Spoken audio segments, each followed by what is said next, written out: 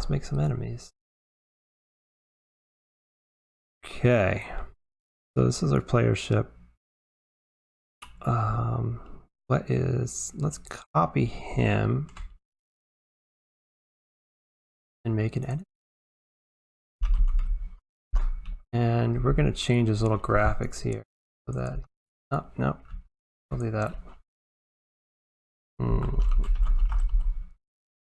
Start here. Delete this guy. That's just his graphics. Pick one of these other guys. Which one's a good one to...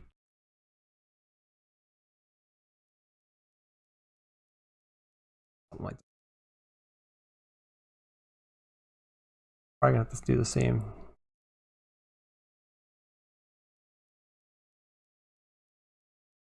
$90. Oh, ship one. I think I just ship one. Oh, we can do a little like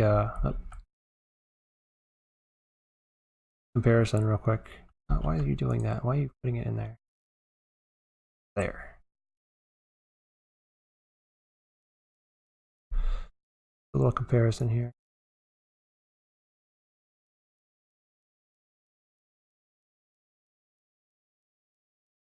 Yeah, left or right. These guys look bigger and bulkier. We'll do. They're different ship. Are those different ships? Different upgrades? They're going to be different ships. I actually got this model pack from the Uni Asset Store, and it's kind of like placeholder assets to make it so it looks better than some square boxes, essentially. Yeah, I agree. The right side enemy looks like a level 5 enemy. So yeah, I think we should do with the left side enemy as a level 1 enemy. Or whatever. So let's put him back into his route. And then let's look at... So he has a little collider here. Let's change his little collider so it fits more his shape. So right now the little collider's here. And we gotta make it taller. Something. Yeah, this looks pretty good, but there's no point in it being a capsule collider. At this point, this kind of pretty much looks like a circle, right? There's no point in making a capsule collider when I can make it a circle collider. Circle collider is like more performant in a lot of ways. So make it a circle collider. Get like 0.45. Then yeah. So we got a little enemy ship set up. Now nothing makes him an enemy yet, because look, if you look at the code, like I'm just gonna be moving both of them around.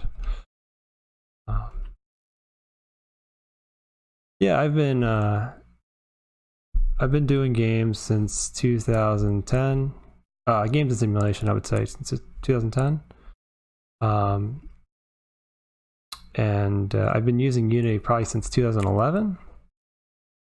And I do a lot of game dev stuff. It's fun. I enjoy it.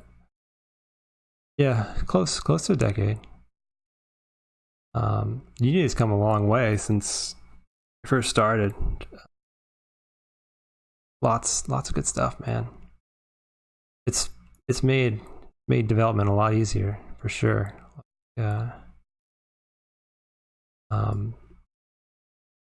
When I first did game development, everybody had their own proprietary engines and stuff, and now it's like there's Unity, there's Unreal, and there's a couple other ones, but they're the big guys, and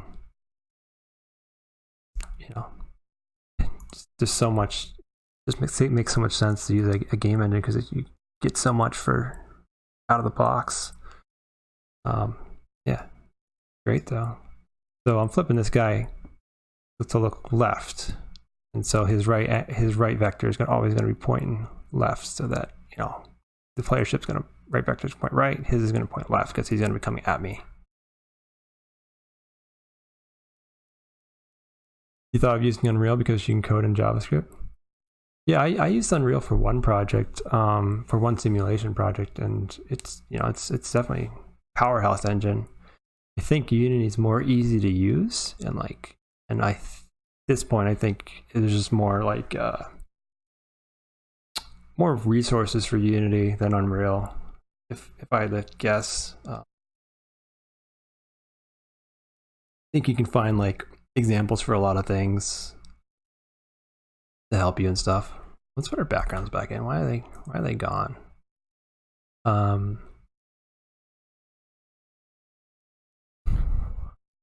Or you can watch the stream to learn. Yeah. That's what I'm hoping, is that it can help somebody. So, and I'm gonna they're gonna be saved for 14 days, and I'm also gonna upload them to my YouTube page so that you can slow it down or watch it again if you want to go step by step or something. Yeah. The Mixer have an auto uploader to YouTube? I don't think so. But they do save streams for 14 days, but after 14 days I think it gets lost. And I have the option to download it, but I'm recording it right now, so I don't have to download it. But yeah, okay, so let's do this enemy ship. How are we gonna do this? So if we look back at our ship code, there's some stuff here that not gonna work. First off, when we call update, we're getting the input here from the horizontal and vertical axes of our input, which is why when we move, we're moving both ships, because both ships are using the same input logic, essentially, or movement vector, to get the same movement vectors, which is not right. The enemies is going to be controlled by some sort of AI, right? And then the player is going to be controlled by input. So we have to move this out to some degree, right? Oh yeah. Yeah, if you don't turn that on, in my first stream I didn't turn it on, and I lost my first stream. It's not a big deal though. So the 14 days or whatever. Yeah, they let you download it too, which is kind of cool, I think. So we're gonna have to create some sort of special thing here to get input. So let's create a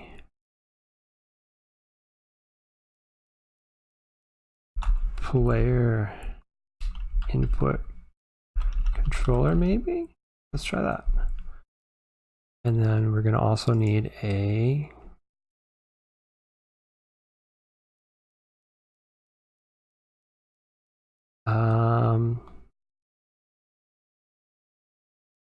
AI or something. What should we call this?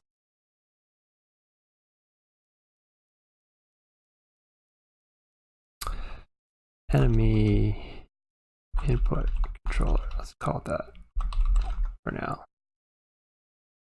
May not be what we end with, but this is the idea here. Is that here and update.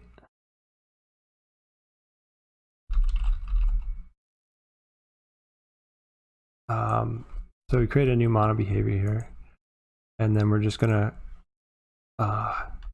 call update on it, and in the player input controller we're gonna have to set our ship's movement direction. So public ship, we're gonna need a reference to the ship. It's called, we can actually call this player ship even, because it's gonna be for the player. So player ship dot movement direction equals, so right now that's just this getter, so we're gonna have to make that not private. So just copy this guy right here into here. And then this should make our player input work. So right now, at this moment, oh no, why did you do that? Doing that. So now everything's broken. So I'm not gonna be able to move. But now if I add the player input controller, I can attach it to my ship. And now the player ship should work. Yay, and now the enemy ship doesn't do anything. It goes boom. And then oh yeah, that's a funny bug. The reason why that's happening is because on our rigid bodies, they're not being constrained. So we're going to freeze the rotations for both of these. So that doesn't happen. Now when we fight into each other, I'll do that. Cool. So we look at the player ship. That's good. Now enemy ship needs some sort of input, right? To fly it. So I got enemy input controller. Now what's it gonna do? So let's public ship enemy ship. And all this is gonna do is enemy ship dot movement direction equals we can just do vector 2 dot left. So what this is saying is we're gonna go left. We're just gonna go left. Simple as the enemy is gonna be. So if we go with this guy and we gotta attach the ship into the enemy input controller. Boom. Now he's gonna come right at me. Come right at me, bro. Oh. He does. Oh, and you can see another bug is he's constrained to the camera, which he shouldn't be. Only the player should be constrained to the camera. He should go off and then get destroyed and come back and stuff like that. Off the screen. So in the ship, we're gonna have to get rid of this so that you know, it doesn't constrain. So I think what we want to do is instead of having just the one ship, we can do an actual player ship class, because we're probably going to have a lot of logic for the player eventually. Let's actually make a player ship class, and we'll derive them from the ship class. And we can, what we want is to be able to take this guy in here. We want everything else the same, and we want to be able to do this, essentially. So why don't we make a little private void, or not private, virtual. Protected means, you know, only the subclasses can access it, not other classes. Update move position, something like that. And so for this guy, for the enemy ship, we don't care about constraining the camera. So all we're going to want is this. Is to move the fidget body position plus the velocity times delta time or whatever. That's all we're going to want for him. But for,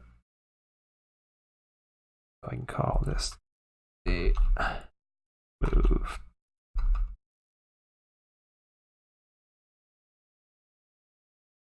Oh, I didn't put a void here, that's why. Move position. So it's going to update the velocity, update the position. Now the player ship's going to override this update move position. Going to do protected override move position. We're not going to do the base move position because that would just do whatever the enemy is doing, or the the base ship is doing, which is right now an enemy. Keep doing that. I don't know what's doing that, but up. And then we don't. What's it saying is there's already one of these here. The enemy doesn't need this, so the base ship can get rid of that completely. There's no point in having it. Cancel that. And then we will go with the player. I'll check out your channel, Will, after I'm done streaming here. What are they doing? Oh yeah, I gotta replace this. So instead of doing ship, I'm gonna do player ship. Because you know, we were a ship before, but now we want a more concrete class. So pain with this. So we still want to use the same player ship data. Still going to use the same physical body. Still going to use the main camera. Remove this guy. And then we have to also assign it to the input controller. So another thing we want to, so let's actually, let's just test it, see what happens. Maybe I messed it up. Oh, nope, seems to work. Oh, see, he goes off screen. I'm on screen. It's all good. So theoretically, I could be like, let's make a bunch of duplicates. Just place them all over and do something like this. And something like that. And now it's starting to look like, you know, enemies coming at me, which is a good step in the right direction. But before I get there, I don't want to do that yet. I do want to like change this guy's color.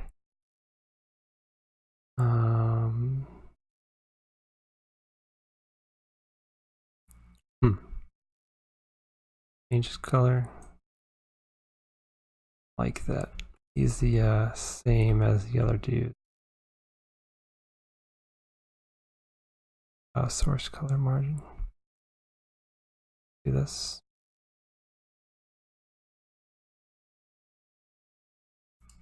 I forget how these ships were put together because they're an asset ship, so I forget how you change them. Alright, but so we got some enemy ships. Well, we have an enemy ship, we have a player ship. I'm gonna make these actual prefabs though by dragging them in from the hierarchy into the project folder. What that does, it lets me instantiate them if I need to, using these references here and not. And I'm actually gonna save the project, and I'm actually gonna save this scene to make a new folder here. Let's call this gameplay scene for now.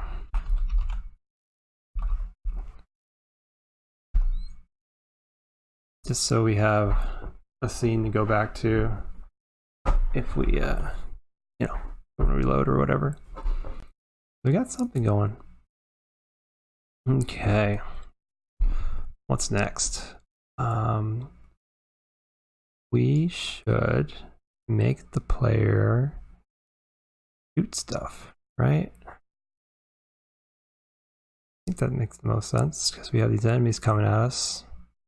They don't hurt us yet, but I think the next thing we want to do is be able to shoot them, if I had to guess. So let's create some sort of shooter. Oh, probably not class the folder to do it, but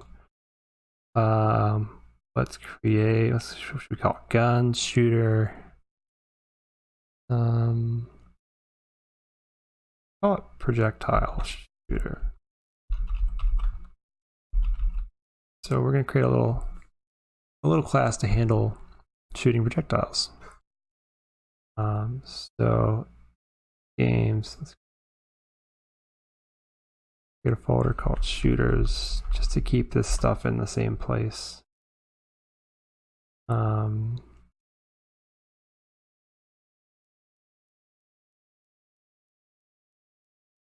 Listening to you made me fix a level.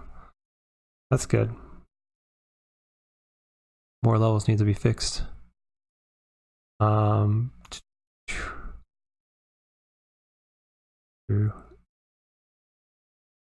So what do we want to do here is essentially we want to shoot a little bullet or projectile, whatever you want to call it. And we want to have a velocity, right? Have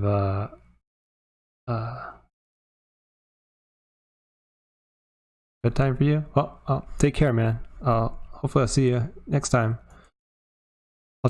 I'll be sure to check out your channel when I before I go to bed. Have a good night.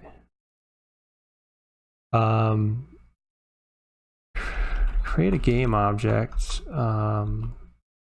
called the actual projectile prefab.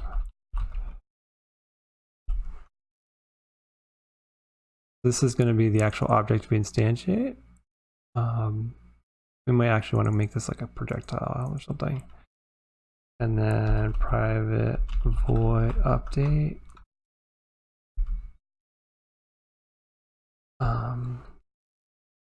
So if we hit a, let's say left click, we're going to want to create a projectile, right? So if input dot get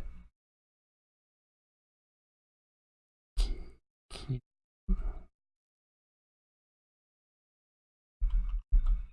else 0. So this is going to say if this button is down, we're going to spawn a projectile. If it was pressed down this frame. So and the way we spawn something is, well, instantiate, and then we're going to call project. What we're going to instantiate, let's say we're going to do projectile prefab, and then we're going to instantiate at let's transform dot position and then quaternion dot identity. So it's just going to wherever the transform is of wherever this projectile shooter is and wherever and the default rotation. So let's do it. So in here, let's add a object. Oh, that's right, I gotta open the prefab now. Here, I'm gonna open the prefab and I'm gonna add a game object. I'm gonna call this, let's put all our shooters in here for now. We might want to attach them to renderers later, so that might, be a thing. So now we need something to instantiate, which we don't have anything right now. So let's create something really quickly. Right now, let's just create a sphere, a little sphere. Make it 0.5, 0.5. This add circle collider, and yeah, that's it. Make it smaller actually. 1.1. These gonna be little bullets, right? So we want them to be small. Okay. We're also going to need a rated body on it. No gravity. We can actually turn gravity off in like the project settings in here. In here. set this to 0. Like, we're not going to need it, but I don't normally do it there unless you know, our game uses gravity. So we can still freeze rotation on this thing because we probably don't want it to rotate. Some projectiles you might, but this one for now, I'm just going to put it in here and call it a projectile. Make a prefab of it. We can delete it from the scene. Go down the player ship, we can have we can link it to this prefab here. We're linking it to this prefab. And let's apply it. So override, apply all here. And now when I hit down, I should create it. Now you're going to see it's not really going to do what it should do, but look, I'm creating projectiles. What's happening is I'm creating one, actually pushing the ship away a little bit because it's creating it right where I am. And yep, there's no actual, you know, speed. I'm not assigning any speed or anything, so it's like it's staying where it is. So let's make this a little better. Make this a little better. First thing we can do is this is the first. First off, let's assign a transform here. Transform. Shoot point. Shot point. Did I do shot point? No. Let's do this. So instead of just doing the basic values from the current transform, I'm actually going to assign a specific transform to it, so I can, if I want it to be lead out a little bit, I can. So in here, I could be like an empty child. I could be like, hey, I want to actually instantiate my bullets from up here. So I could do that.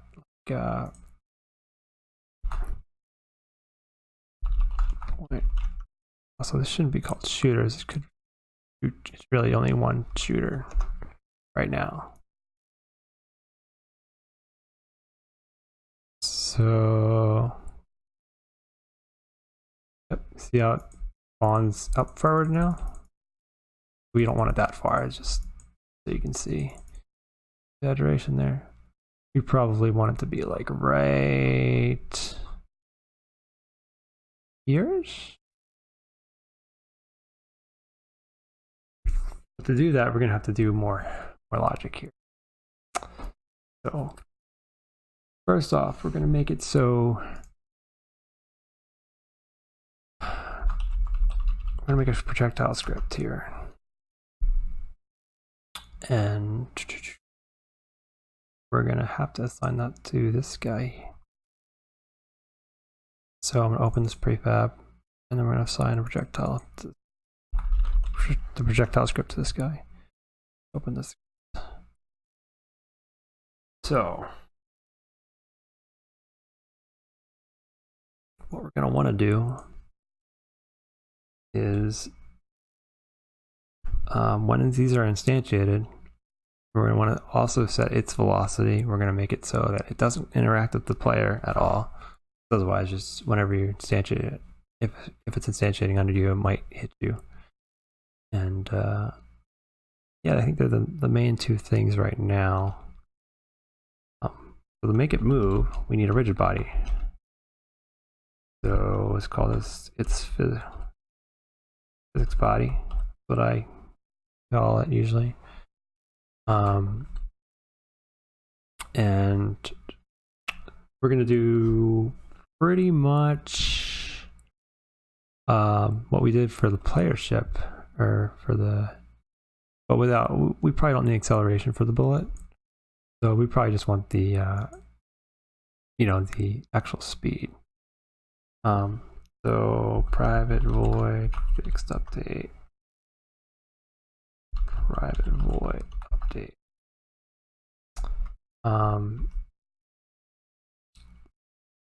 So we don't really need to set too much up here.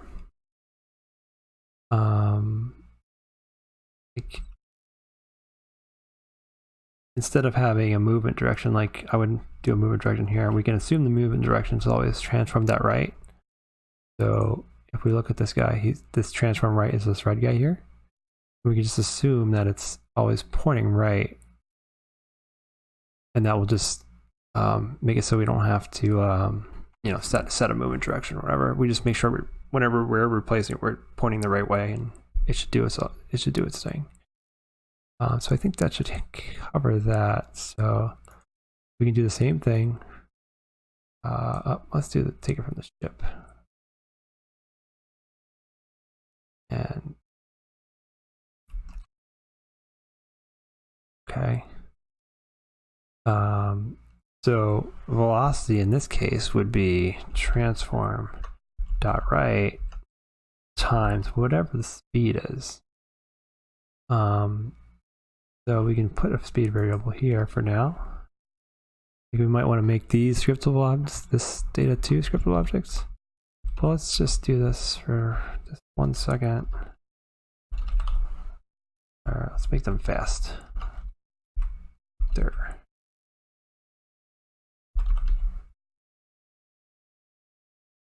Yeah, I don't think we need this update function right now.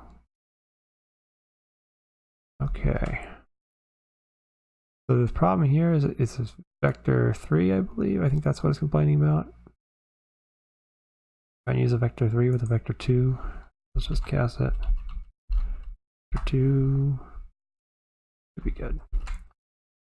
So when I create it, it's just going to move to the right, wherever the right is. Okay. I don't even have to do anything special other than assign this rigid body here. Right here. And then hit save here. And then when I create it, when I run it, it's gonna boom, boom, boom, boom, boom. So there's still a lot of stuff wrong with this, but it is a start. Technically it is still hitting me. Just like if I push down, you can't really tell because I guess where I put this guy is probably outside the collider mostly. Put my shoot point back this way though, you can see. Oh, nope, I don't want the access door. I don't even want this tab open. Oh, see, you can still hit me. Shot myself in the back. It's fighting the camera constraint. That's kind of funny. So the last thing I think I'll do for this stream will be to make it so it doesn't hurt us. So we're going to need to know what collider it is, know which two colliders don't want to interact. So for the ship, we probably want to put a collider here because for the base, this is for the base class. So enemies will have this too. So we can call this collider, right? It's collider. So we're gonna have to assign that in the scene. And then for the projectile, public collider 2D collider. So they're both assigning collider, but now with the projectile shooter, we have to say, hey, when I fire, these two shouldn't touch, right? Happen. Do here is, instead of using a game object reference here, we can do this guy. Make this a projectile prefab. So now it's an actual object. And so you can do instantiate with type of projectile. This will actually give us, do a get component and get the projectile, right? Okay. So this is going to be the projectile we create. So we can go projectile dot collider. Sorry, lowercase projectile. Projectile dot collider dot ignore. Or no, I think you have to do physics 2D dot ignore collision. Let me do projectile dot collider. Oh, why did I do a dot why are you doing the asterisk here? Okay, cool. And then I can do, so since this is going to be on the ship, I can just put a reference to the ship here. Ship. Firing ship, right? Shooting ship. Let's call it shooting ship.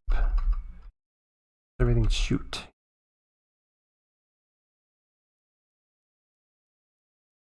Collider.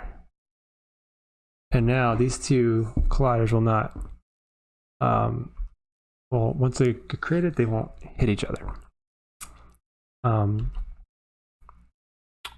Which is good, because you don't want them to hit each other. Especially if you have like weird little, like, you know, crazy shooting and stuff. You know, when shooting gets crazy, you're gonna ignore your own projectiles. Let's assign the projectile preset in the shooter. Also the shooting ship. For the player ship, we have to assign the collider. Actually, for the enemy ship, we should do it too, just so we don't forget. For the projectile, we need to do the same thing. Like that. And I think that's all the stuff we changed. So let's apply it all everywhere. And hit play. Oh, nice airdrop. That's cool. So we're shooting. I'm gonna move this guy back so it's behind me again, right? See if it hits me. Hit play. See, it goes right through me. So these projectiles will not hit me, at least. So, I think that's pretty much it for this stream.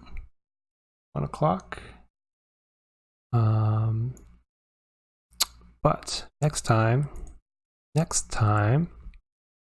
there's a lot of stuff that's bad right now still. First off, every time we're calling instantiate here, it's, you know, we're creating a new object, but we're not ever reusing these objects. So when they go off screen, you know, they live forever, right? They're just gonna go far, forever, never going away. Same thing with the enemy. The enemy's off screen, but he's still alive and he's still like cruising. So we need to fix that, and we need to fix that bad. So we need to do something called pooling, game object pooling, to do that. And essentially, that will be whenever I shoot, you know, once they go off screen, you know, we'll return them back to the game object pool. And so we'll be recycling objects, because we want to avoid memory allocations, and every time we are creating a new object, we're allocating a bunch of memory.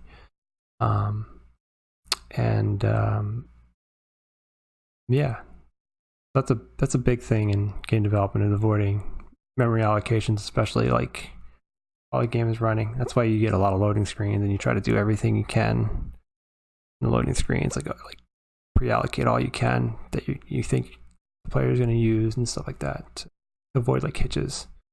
But like right now, I won't feel a hitch because of like how bare our scenes are. But in the future, like if scenes got crazy, then you know, you would see some lag or some hiccups in performance. But yeah, that's a big thing next time. And then like probably making the bullets actually do something when they hit be another big thing. Okay, well, that's it. Well, I'm NnelGdaBandit. Thanks for checking this out. I'll see you in the next one. Bye. I hope you enjoyed watching this video. If you did, hit the like button, and if you want to see more, hit the subscribe button. I'm also happy to answer any questions or comments below. Thanks so much for watching.